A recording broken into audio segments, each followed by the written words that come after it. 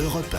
Le grand direct des médias avec Jean-Marc Morandini. Et le fait média du jour, c'est bien évidemment ce double meurtre en direct à la télévision américaine hier. 2 journalistes sont morts, abattus par un tireur. Jérôme Vianichenko, bonjour. Bonjour Jean-Marc. Vous êtes notre expert média. Dans un instant, on sera en direct avec François Durper, historien des États-Unis, qui nous expliquera l'importance et le rôle des journalistes aux États-Unis. Mais auparavant, revenons sur ces faits qui se sont déroulés hier au petit matin sur une chaîne locale de l'État de Virginie. Oui, il est 6h45 du matin, midi 45 en France, lorsque les téléspectateurs de la chaîne WDBJ, une antenne locale de CBS, assistent à une véritable scène d'horreur, un double assassinat en direct. Une jeune journaliste de 24 ans, Allison Parker, est en duplex depuis un parc d'attractions. Elle est en pleine interview, elle interroge une responsable de la chambre de commerce locale quand tout à coup, des coups de feu retentissent. To provide a better experience, we're saying tourism. We want the people that come here to say that was...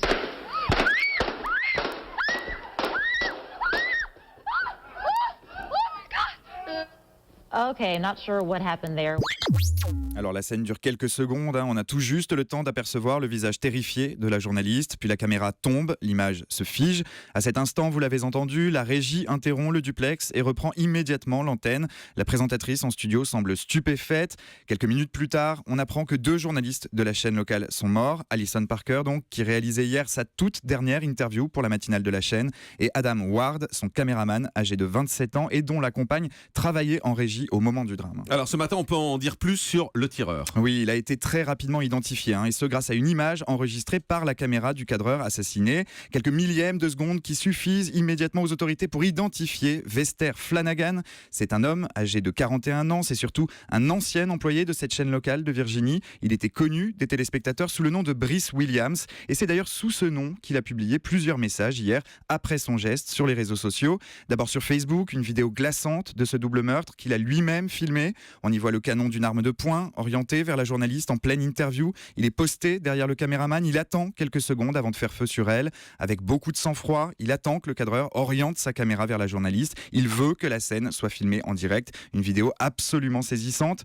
Au même moment, sur Twitter, Vester Flanagan publie également une série de messages, des phrases très brèves, écrites à la hâte. Il y révèle que la journaliste qu'il vient d'abattre avait tenu des propos racistes. Il explique aussi que le caméraman abattu s'était plaint de son travail. Des messages de revendication qui dévoilent les motivations de son acte. En fin de soirée, hier, on apprenait également qu'il avait envoyé une longue lettre à plusieurs médias, notamment à la chaîne ABC News, un courrier de 23 pages dans lequel il raconte avoir été victime de discrimination, de harcèlement sexuel et de bizutage au travail, des souffrances qu'il explique par le fait qu'il est un homme noir et homosexuel. Il ajoute que c'est la tuerie de l'église de Charleston en juin dernier qui a été le déclencheur de son geste. 9 paroissiens noirs avaient été abattus par un partisan de la suprématie blanche. Vester Flanagan n'apportera pas plus de détails sur ce geste de folie. Il est mort quelques heures après avoir tué les 2 journalistes. Un double homicide qui suscite ce matin une très vive émotion aux États-Unis. Merci Jérôme Vianichenko. Avec nous François Durper, historien spécialiste des États-Unis. Bonjour François. Bonjour Jean-Marc. Merci beaucoup d'être en direct avec nous sur Europe 1. Je voulais qu'on s'arrête un petit peu avec vous sur la psychologie américaine, et c'est vrai que ça a été un véritable choc, d'une part par les images, mais également parce que ce sont des journalistes qui sont touchés aux États-Unis, et le rôle des journalistes, l'image des journalistes est très forte aux États-Unis. Oui, pour prendre un exemple, je cite souvent la phrase de Jefferson, vous savez, qui est l'un des pères fondateurs des États-Unis, et qui disait: si pour fonder le pays j'ai le choix entre un gouvernement sans presse et une presse sans gouvernement, je choisis une presse sans gouvernement. Et depuis, ça s'est jamais démenti. La presse, les médias en général, sont qualifiés aux États-Unis de 4e pouvoir, et la réaction depuis hier, vous allez sur les réseaux sociaux américains, alors on ne sait pas si celle s'était passée en France, il y aurait peut-être quelques propos sur le corporatisme des journalistes, parce que, pourquoi ? Parce qu'évidemment depuis hier, toute la presse américaine en fait des tonnes évidemment sur ce sujet. On pourrait se dire, bon, si ça s'était passé dans n'importe quel milieu professionnel, un collègue qui tue 2 autres collègues n'aurait pas suscité ce tollé. Eh bien non, sur les réseaux sociaux, quasiment tous les messages sont au contraire des messages de solidarité, évidemment très attachés à la presse, à la liberté de la presse, et évidemment au premier amendement à la Constitution américaine. Avant le 2e amendement, le port d'armes, c'est d'abord le droit à s'exprimer, le droit à l'expression libre. Et c'est assez intéressant parce que c'est très différent de la psychologie française. On le voit d'ailleurs dans les sondages où les journalistes sont souvent remis en cause chez nous, où on les met en doute, où il y a cette espèce de défiance vis-à-vis des journalistes français. Là-bas, il y a une forme d'admiration. Est-ce que par exemple une affaire comme celle du Watergate qui avait été révélée par la presse, est-ce qu'une affaire comme celle-là justement a fait beaucoup pour le journalisme et pour le respect des journalistes aux États-Unis? Oui, c'est-à-dire que le journalisme aux États-Unis est considéré, c'est le sens du terme quatrième pouvoir, est considéré comme un élément central de la démocratie américaine. Vous avez cité le Watergate. Vous imaginez les journalistes qui font tomber un président, le président de la première puissance du monde, en pleine période de guerre froide. L'Amérique n'a pas eu peur de s'affaiblir pour la liberté, pour la démocratie. Donc, ce qui compte aussi, c'est de voir qu'on a là un crime de type nouveau, c'est-à-dire que cette personne filme la scène, immédiatement tweet, enfin en tout cas il a tué pour tweeter puisque il envoie sur son compte Twitter cette phrase, il dit I film the shooting, see Facebook. Il fait de la pub pour ses réseaux sociaux. Donc il y a eu une réaction hier de la presse américaine, notamment de CNN, de CBS, de ces grandes chaînes qu'on accuse parfois d'être à l'origine de cette société de flux, qui ont dit non, là ce n'est pas possible. Ils ont diffusé une première fois la vidéo du matin et puis ensuite ont décidé de ne plus diffuser la vidéo, de ne pas diffuser, évidemment pas diffuser la vidéo du tueur, qui, vous venez de le rappeler à l'instant, eh bien, a attendu que le caméraman centre sa caméra sur la journaliste pour la tuer et pour le tuer également.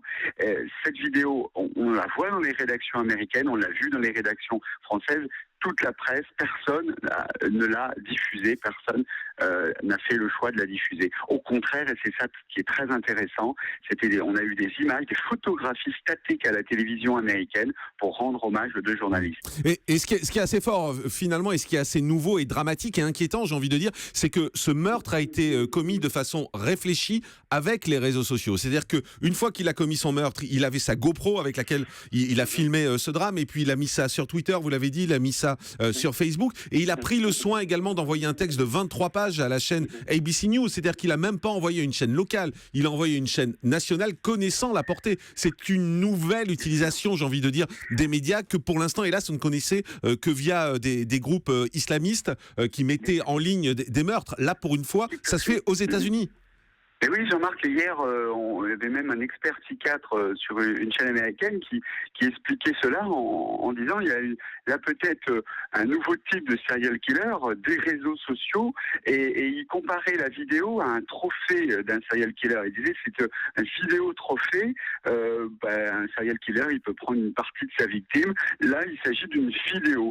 Alors on tweet lorsqu'on va au restaurant, on tweet lorsqu'on va au cinéma. Lui, il tweet quand il tue. Et il se dit, et c'est un ancien journaliste, ne l'oublions pas, il a été viré il y a 2 ans de la chaîne, et donc il se dit, eh bien, voilà, je raconte ma journée, et hier, ceux qui ont suivi le tweet, d'ailleurs c'est intéressant, c'est à analyser, puisqu'il a son nom, Flanagan, et il a Bryce Williams, qui a son pseudo de journaliste, mais également son pseudo sur les réseaux sociaux. C'est-à-dire que son compte Facebook, son compte Twitter, c'était pas Flanagan, la vraie personne, Flanagan, c'était Bryce Williams, c'est-à-dire son double journaliste et son double réseau social. Donc, alors évidemment, on va espérer que ça ne se multiplie pas, mais là, effectivement, on a affaire à un type de crime médiatique et social. D'ailleurs, ça a été très commenté hier. On disait, les mass shootings, on en connaît beaucoup. Il y en a eu 247 depuis janvier, soit plus d'une par jour. Par contre, ce qu'on connaissait pas, c'était ce phénomène de crime sur les réseaux sociaux, et on espère évidemment que ça ne se multipliera pas. Effectivement. Merci beaucoup François Durper d'avoir été en direct avec nous ce matin, historien, spécialiste des États-Unis. Je précise d'ailleurs qu'il y a un documentaire que vous avez réalisé sur Katrina qui passera mardi soir sur France O, documentaire sur les 10 ans de Katrina. Merci d'avoir été en direct avec nous. Voilà ce qu'on pouvait dire sur ce drame qui s'est déroulé hier. Vous l'avez entendu, François Durper nous le disait d'ailleurs, c'est le premier crime sur les réseaux sociaux qui a été monté, qui a été créé pour faire du bruit, pour faire du buzz grâce à Twitter, grâce grâce à Facebook et puis avec cette lettre de 23 pages également qui a été envoyée à la chaîne ABC News. C'est un phénomène inquiétant et on aura sans doute, hélas, l'occasion d'y revenir dans les prochaines semaines.